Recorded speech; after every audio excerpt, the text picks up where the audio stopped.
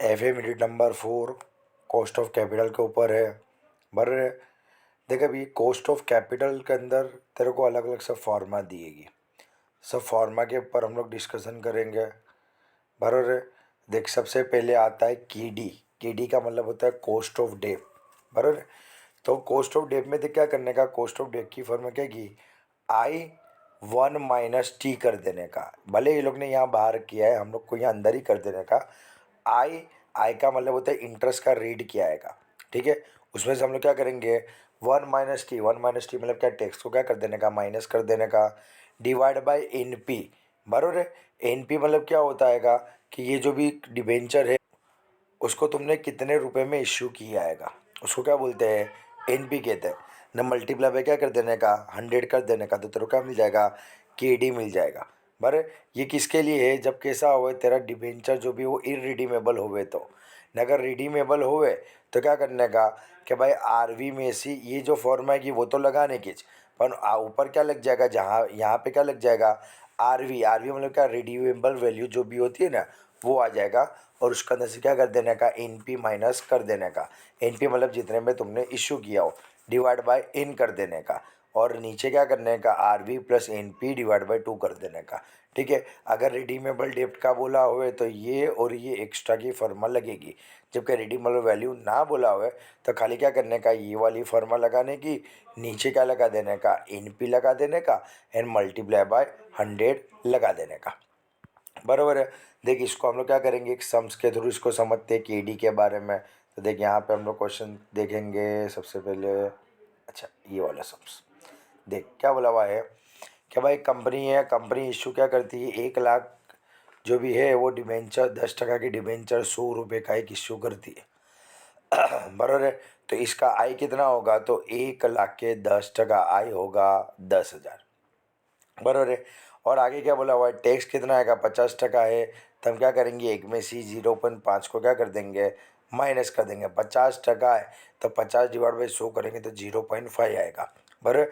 अपने करने का क्या, 10,000 मल्टीप्लाई बाय, एक में से 0.50 को माइनस करूँगा तो 0.50 हो जाएगा। 10,000 मल्टीप्लाई बाय 0.5 ने डिवाइड बाय क्या करने का, एन पी मतलब क्या, कितने में इशू किया, एन पी माने इशू प्राइस कितनी, 1 लाख। तो 5,000 divide by 1 lakh multiply by 100 करेंगे तो 5% आ जाएगा। बराबर है। देखिए ये वाला कौन सा था, सादे वाला था।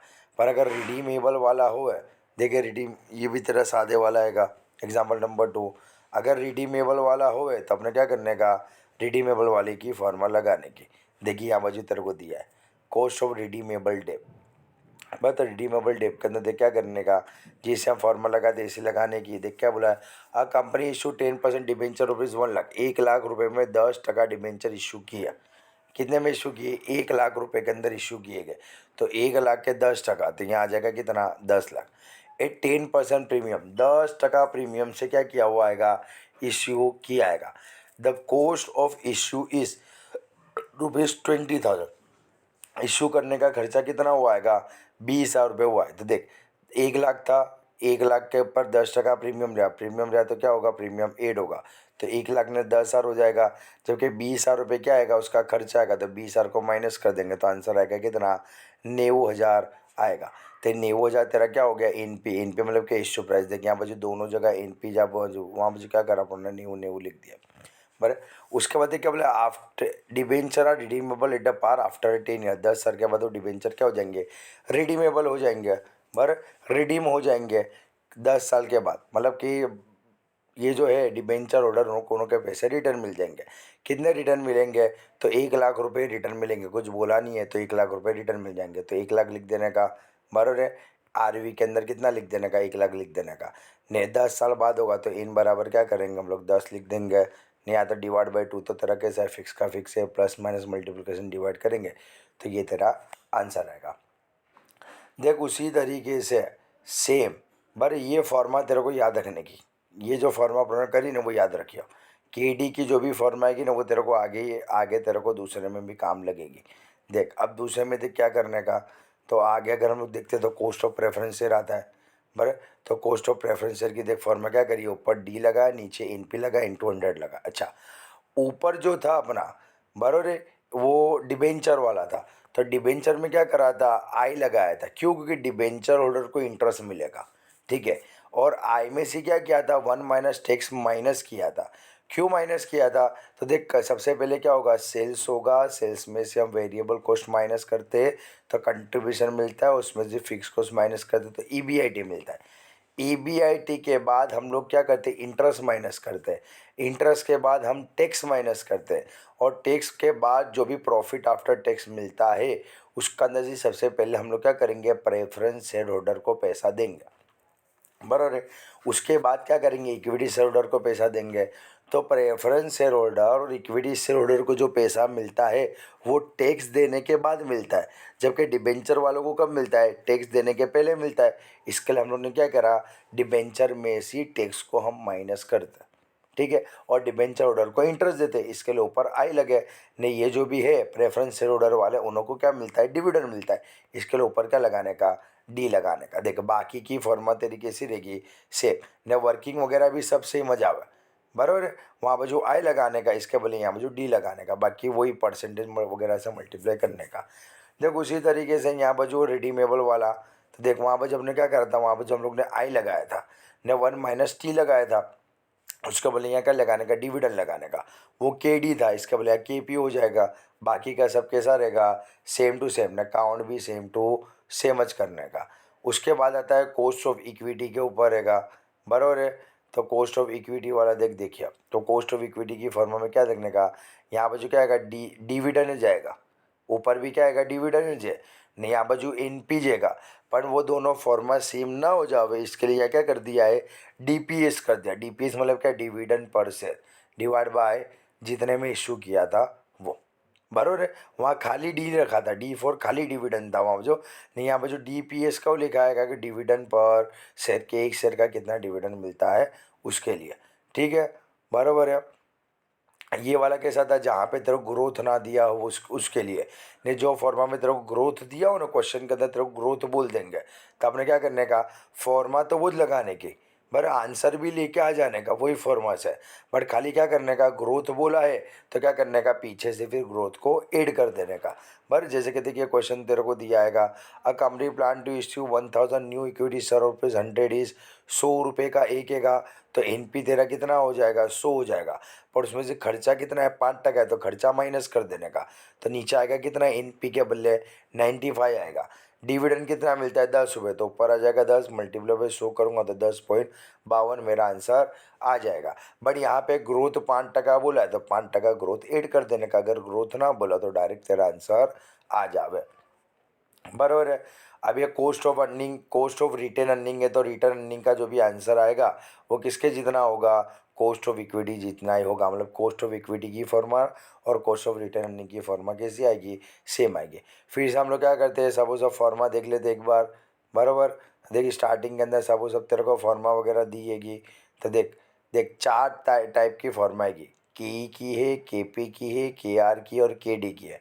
हमारे को पता है कि के आर और के ई दोनों की फॉर्मा सेम हो जाएगी, ने के पी और के डी, बराबर। के डी की फॉर्मा पहले कर डालने की, उसके ऊपर से के पी भी आ जाएगा, उसके ऊपर से के ई भी आ जाएगा, ने के ई के ऊपर से के आर आ जाएगा। तो देख के डी की फॉर्मा में क्या करने का, आई 1 माइनस टी करने का, है का, आई 1 minus T in P into 100 करने का। जबकि तेरे को प्रेफरेंस शेयर का बोला हुए तो यहाँ खाली डी लगाने का, ने तेरे को अगर इक्विटी शेयर का बोला हुए तो ऊपर क्या लिख देने का, डी पी एस लिख देने का, नीचे एन पी के बदले क्या कर देने का, एन पी एस कर देने का, बराबर है। उसी तरीके से ये तेरी जो फॉर्मा है, अगर तेरे को प्रेफरेंस शेयर का बोलेंगे रिडीमेबल का, तो उसमें क्या कर देने का, ये जो है ना इसके बदले डी लगा देने का, और बाकी का जितना भी है वो तो तेरा कैसा रखने का, सेम टू सेम रखने का। अच्छा इक्विटी के अंदर कभी भी रिडीमेबल ना हो, इक्विटी में खाली क्या आएगा, ये वाली फॉर्मा आएगी, ने दूसरा कौन सा आएगी, ग्रोथ वाली फॉर्मा आएगी, बराबर। तो यहाँ पे तेरे क्या हुआ, फॉर्मा का टॉपिक ओवर हुआ। अभी हम लोग पेपर में देखेंगे तो लगभग 2015, 16 और लगभग 2017 के अंदर देख ये वाला क्वेश्चन तेरे को पूछा गया है, तो डायरेक्ट ही वो सम तुम्हारे को करवा देता हूँ। क्वेश्चन नंबर देख वो सम भी देखते हैं अपन, ये भी सम लगभग तेरे को 2017, 18, 19 एक पेपर के अंदर पूछे रहेगा, बराबर। देख इसमें करने का क्या आएगा, एकदम सिंपल हैगा, ठीक है। तो देख यहाँ बाजू तेरा इक्विटी कितना आएगा, 4 लाख है, प्रेफरेंस है 3 लाख है, रिटेन अर्निंग 1 लाख है, नेट डेप कितना है 2 लाख है। ठीक है, ये तेरे को यहाँ तक का क्वेश्चन दिया है। वो क्वेश्चन के ऊपर से तेरे को क्या करना है, सॉरी यहाँ तक का तेरे को क्वेश्चन दिया है, वो क्वेश्चन के ऊपर से तेरे को क्या करना है, बुक वैल्यू के हिसाब से और मार्केट वैल्यू के हिसाब से तेरे को क्या करना है, काउंट करना है। क्या क्या काउंट करना है, weighted average cost of capital. ठीक है, ये सब चीज़ तेरे को मार्केट वैल्यू के बारे में तेरे को इन्फॉर्मेशन दी है।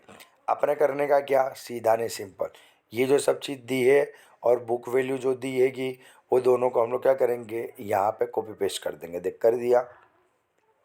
ठीक है, equity, preference, retain earning, debt, 4 lakh, 3 lakh, 1 lakh, 2 lakh, सबको कॉपी पेस्ट कर दिया। अब करने का क्या था, देखिए सबका हम लोग टोटल करेंगे। टोटल करा तो टोटल में आंसर आ गया कितना, 10 लाख। तो 4 लाख डिवाइड बाय 10 लाख करने का, तो ये तेरे को वेट मिल जाएगा। 3 लाख डिवाइड बाय 10 लाख करेंगे तो ये वेट मिल जाएगा। 1 लाख डिवाइड बाय 10 लाख करूँगा तो 0.10, 2 लाख डिवाइड बाय 10 करूँगा तो कितना आ जाएगा, 0.20 आ जाएगा। अब करने का क्या था, देखिए यहाँ ऊपर तेरे को क्वेश्चन में दे दिया आफ्टर टैक्स कॉस्ट। ठीक है, तो ये सब वो सबको क्या करने का, नीचे उठा के कॉपी पेस्ट कर देने का। अगर बिफोर टैक्स कॉस्ट होता तो हम लोग क्या कहते हैं, डेब्ट के अंदर से टैक्स को माइनस कर देते।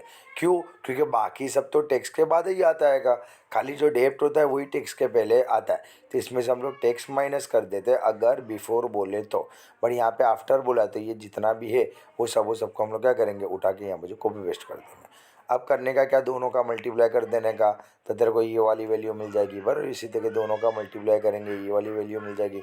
ये सब वैल्यू का प्लस कर देंगे तो हमारे को के ओ मिल जाएगा।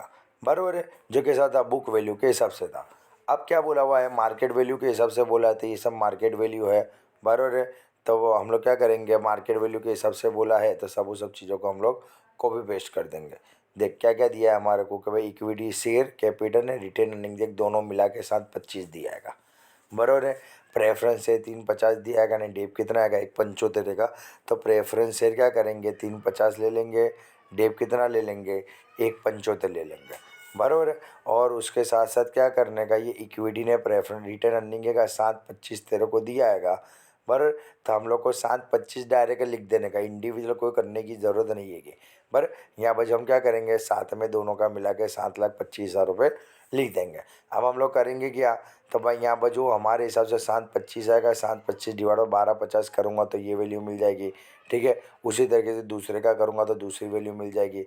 175 डिवाइड बाई ये करूँगा तो तीसरे नंबर की भी हमारे को वैल्यू मिल जाएगी। ठीक है, अब पहले नंबर में तो हमारे हिसाब से क्या आएगा, इक्विटी से ने रिटेन अर्निंग है। भारतीय इक्विटी से ने रिटेन अर्निंग दोनों के टका तो सेम हो जाएंगे। देख 15 60 15 60, तो हम लोग क्या करेंगे, 15 60 लिख देंगे, 10 50 इसके लिख देंगे, इसके 4 50 कर देंगे, दोनों का मल्टीप्लाई करेंगे तो ये सब तुम्हारे को मिल जाएगा। ने इसका टोटल तुम करोगे तो हमारा जो आंसर होगा वही इसका भी आंसर आएगा। बराबर है सर, बड़ी ये वाला, सॉरी ये जो नीचे वाला जो है वो इसका जो आंसर रहेगा वही हमारा भी आंसर आएगा। सेम टू सेम हो जाएगा। ये मोस्टली लगभग 1 2 पेपर के अंदर तेरे को पूछा आएगा, book value and market value वाला। बराबर है, ये सब हम लोगों ने करा वो 2017 के अंदर पूछे लाएगा। बराबर, अब हम लोग ने ये फॉर्मा वगैरह इसके लिए कर ली कि जिसके कारण हम लोग फंसेले हुए, तो भाई हम लोग उसके हिसाब से फॉर्मा वगैरह लगा के कुछ ना कुछ तो हम लोग काउंट कर सकते हैं ना। ठीक है, उसके लिए तुम्हारा करवा दिया। बाकी दूसरे भी 1 2 सम से बड़ अगर वो करने जाएंगे तो फिर पीछे का सब अपना रहना जावे। ठीक है, उसके लिए यहाँ पर जो स्टॉप कर देता हूँ कि जिसके कारण क्या हो, कन्फ्यूज़न ज़्यादा क्रिएट ना हो। ऑलरेडी 14 मिनट की वीडियो तो तुम्हारी बन गई है। बराबर, अपने 10 12 मिनट की वीडियो का खाली टारगेट था। ठीक है, तो ये एक बार देख लो।